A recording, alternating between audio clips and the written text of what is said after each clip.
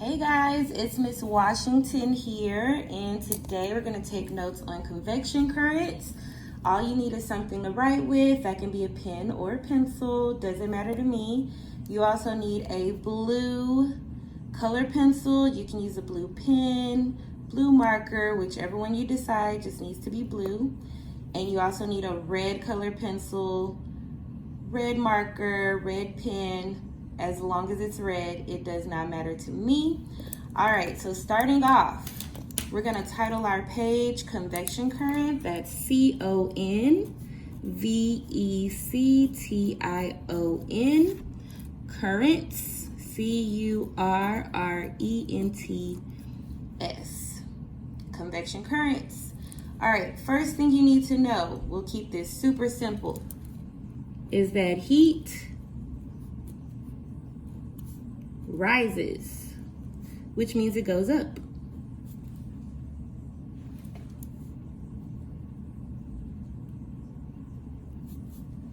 Second thing you need to know is that cold sinks, which means it goes down. The reason why this happens is because heat is less dense, which is another word kind of sort of for heavy. And cold is more dense. So that just means that even if it's the same substance, cold is gonna weigh more than heat. Okay? When you're at home and you're washing your hands, especially in these times, you usually use red. It symbolizes heat, so we're gonna underline that in red.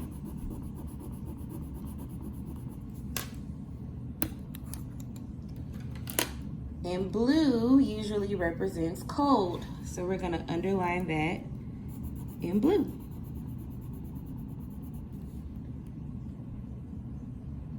Okay. Heat, again, goes up in this curved motion. It's moving upwards. So we're gonna draw a red arrow that curves around like so. That is our heat.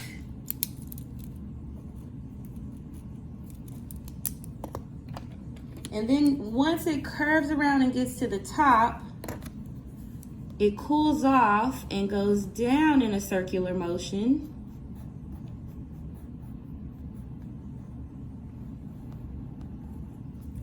And that is our cold.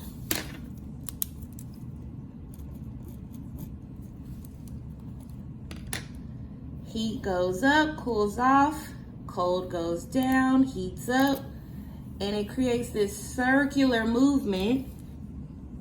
Circular movement. We're gonna write that down. Which equals a convection current.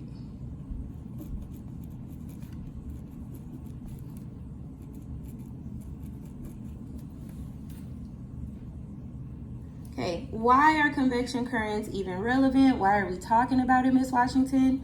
What do they make? What are they used for? What do convection currents make?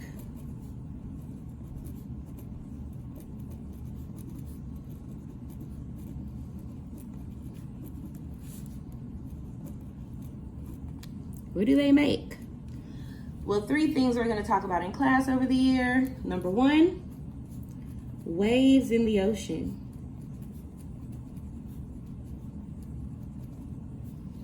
They cause the water to move. The heat goes up, the cold goes down. This circular movement creates waves. They also create wind.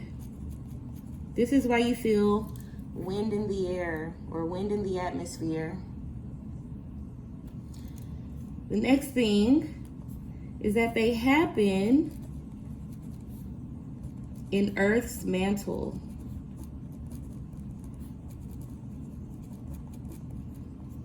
Which causes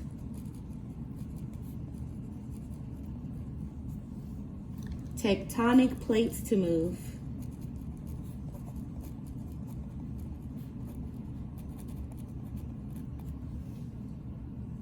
If you want to see an example close to home, I'm going to put home example here.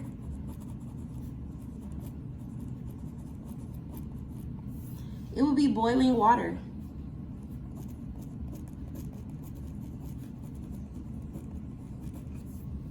If you've ever looked at boiling water, those bubbles, all that is heat rising and cold sinking.